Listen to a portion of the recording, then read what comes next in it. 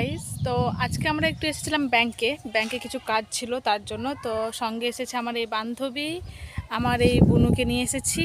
তো আসার পর এসে রাস্তার মধ্যে এত গরম, এত রোদ পড়েছে, তার কারণে আমরা রাস্তায় একটা পুকুর ধার, এই পুকুর ধারের সঙ্গে একটা আম গাছ, ঠিক আছে।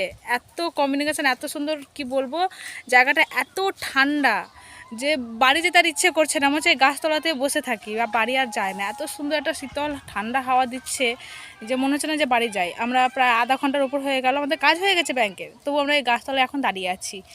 বাড়ি যাওয়ার ইচ্ছে করছে না, বাড়ি গেলে প্রচণ্ড গরম, থাকা যাচ্ছে না ঘরের ভিতরে।